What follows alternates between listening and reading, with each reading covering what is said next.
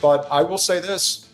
You had somebody that was speaking very firmly about changing his position on the state of Israel.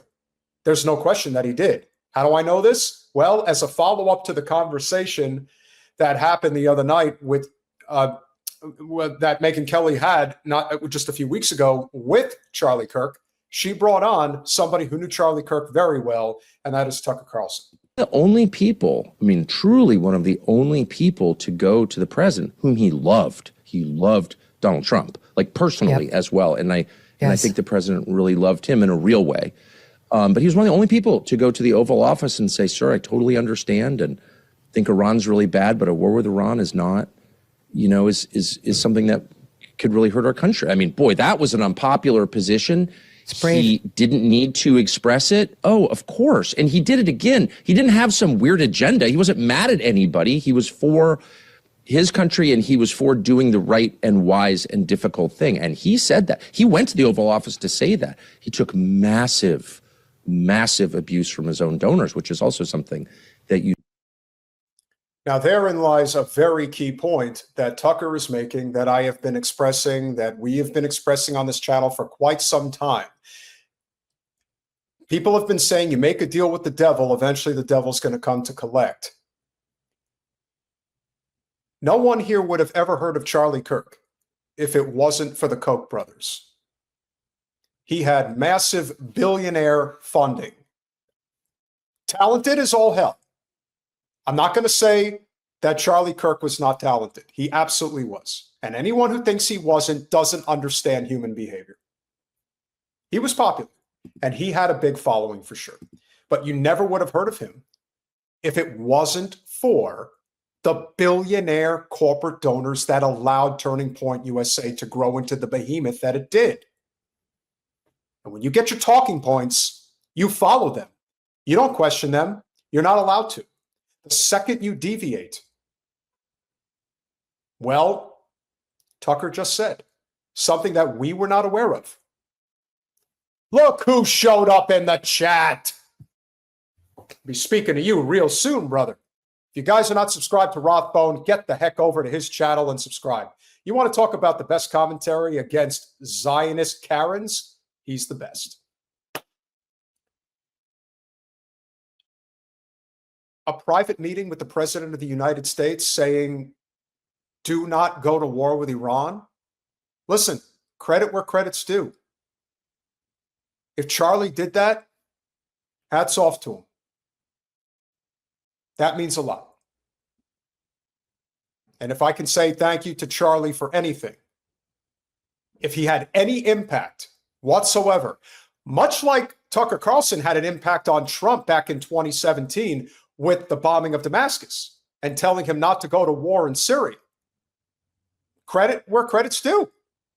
And the same would be for Charlie Kirk. If he convinced Trump, don't go to war with Iran, it's not the answer. As of today, we're not at war with Iran, as far as I know.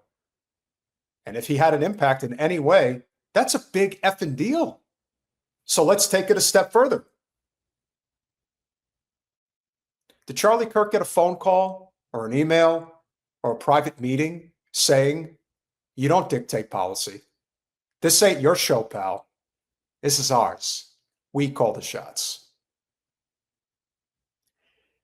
And that's why you saw several clips of Charlie over the last few weeks basically saying, I'm kind of having second thoughts about Israel. I don't really know what to do here. Well, the people who allow you to be a very wealthy and powerful politico told you what you needed to do. And if you defied them, that's the whole thing about Charlie's assassination that I think is scaring the shit out of a lot of people. You see, we're online. We're again, amazing crowd tonight. We have over 900 people watching, which is amazing. But guys, we are in many ways just living in fantasy. This is social media discourse. People are free to comment from anywhere around the world, and all of that is great. But something like Charlie getting killed made things a little too real for too many people who think that what you say can't actually turn into what will be done. Actions always speak louder than words. Charlie's actions, not his words, Charlie's actions is what got him killed. Do not forget that. You don't see people, and he loved his donors. It wasn't a hostile thing, but they had a different view. A lot of them, not all, but a lot. And they expressed it to him in a very intense way. I know because he showed me. And he said, look, I understand your perspective. This is my perspective, and we're going to do what we think is the right thing, the wise thing. In that way, too, he was the voice of young people. I mean, there are no young people in the country anymore supporting this war and wanting Israel to continue its bombing campaign. That's just the truth. Look at the poll. Tucker Carlson is saying it. Megyn Kelly is saying it. Israel's running out of real estate. So what are they going to do?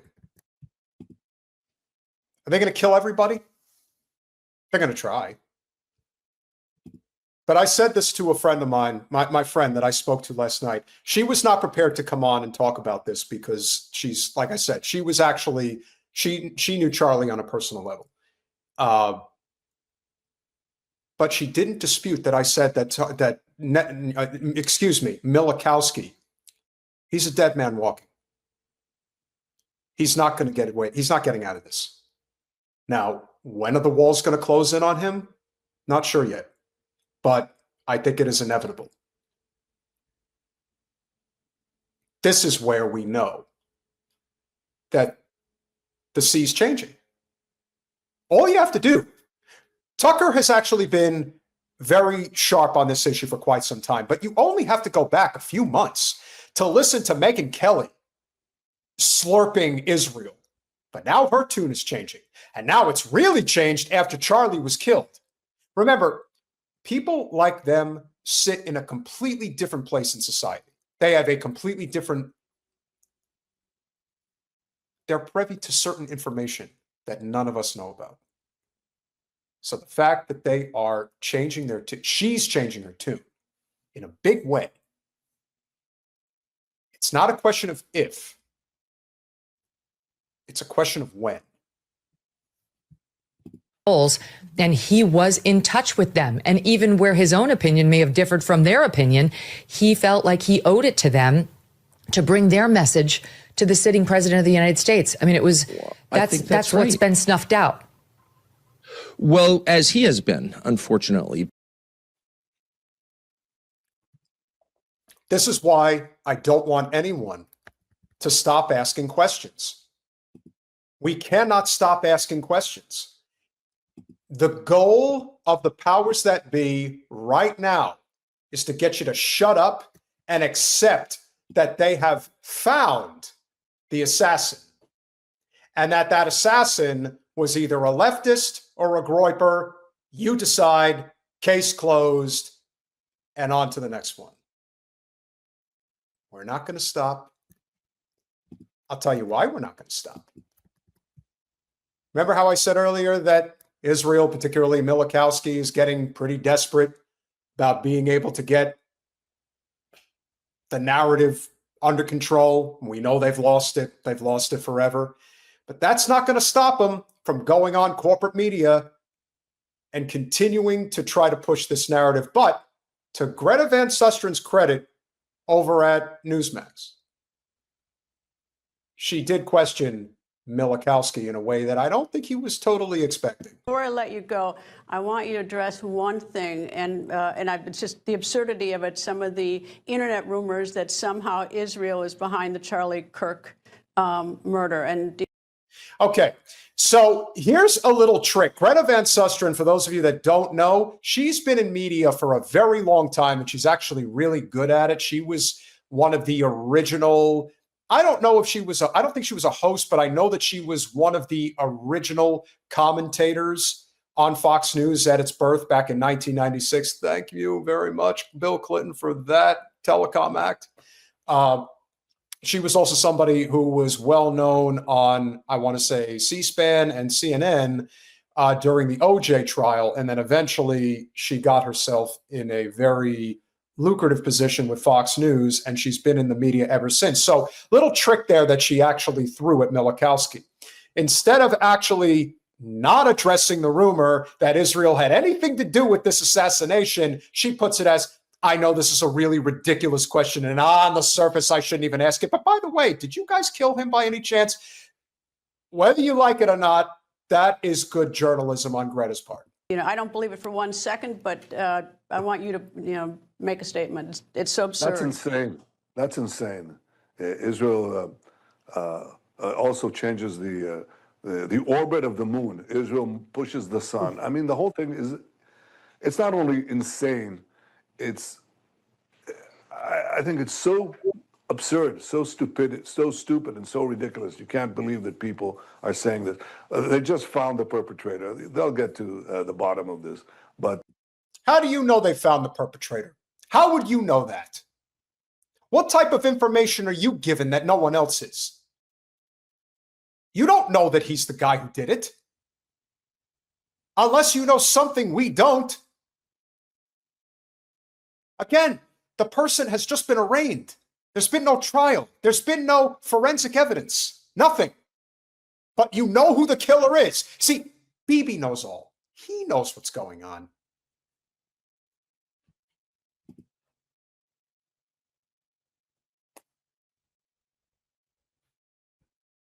I'm telling you guys, something really strange is going on here, and it's not adding up. they go, they have no limits. When you hate Jews, when you hate the Jewish state, you're willing to say anything and promote all these absurd rumors. And by the way, they're willing to kill us all the time. I mean, that's what they're doing. And before they found the patsy, Bibi was saying that it was a Muslim that did this. That's who committed this crime. That's who's guilty. He wears the guilt on his face, even though he's a total psychopath. I mean, even psychopaths have a hard time continuing to perpetuate the lie that everyone can see through. Over the centuries, when Jews, especially in the Middle Ages, the horrific Middle Ages, the worst things were said about Jews you couldn't possibly believe. We were poisoning the wells. We were drinking the blood of Christian children. You name it. I mean, these things. That continued actually up to the Holocaust. The Nazis said the same thing. We're carrying vermin. Checkpoint Charlie, I just got to give you a shout out. That is a great profile pic. If those of you who don't know what movie that is that Sam Neill is in that picture, it's a good one. Beware of the devil, I say. We're spreading disease, and people believed it. And every time they believed it, this was a prelude to a greater and greater massacre, culminating with the worst massacre of them all, the Holocaust. Well, since then, we've learned, when people spread these lies about us, prepare yourself for the assault. And, they're trying to delegitimize the state of Israel. Charlie Kirk said to me that, he wrote me this detailed letter, you have to fight the slander. These untruths, these vilifications have. Maybe you'd like to produce that letter from Charlie Kirk, because I'm having a hard time believing that it even exists. Consequences. And he was right. But I'll tell you one thing, we're fighting on the battlefield against the terrorists and winning. And he was fighting on the battlefield of ideas. And I think he was winning. He was going to win. That's why they shot him. I hope they don't silence him. I don't think people will give in to these ridiculous lies. Kirk was shot because he was winning? No, I think Kirk was shot because he actually decided to get out of line. And it wasn't just one thing. It was a succession of things, as we pointed out. For example, his decision to platform Dave Smith at the most recent Turning Point USA convention, even though he was warned not to do it, and he did it anyway. He did that interview shortly thereafter with Megyn Kelly, saying how he was threatened repeatedly about having Dave Smith on his podcast, as well as the platform at the event. Again, whatever his reasoning is, I wish we could have gotten Max Blumenthal on the podcast to talk about the conversation that he had with apparently a good friend of Charlie's who confided in him. He wanted to remain anonymous, but said crystal clear as day. Charlie said, and I quote, "I am afraid for my life, and I am not sure that Israel isn't going to potentially do something to me." If you look at that interview that he did with Megyn Kelly, and we covered it, there's a clip up right now if you guys want to check it out. He constantly complained about, am I not pro-Israel enough? And my response to that is, no, you're not. You can never be pro-Israel enough. There's no such thing. You're only as good as the last message that you put out there. You're only as useful as the last statement you make that says that Israel has the right to defend itself and that they're the right people. The Palestinians are evil. They're all controlled by Hamas. We've all seen the talking points. And we all know for sure that that is what they're going to continue to push.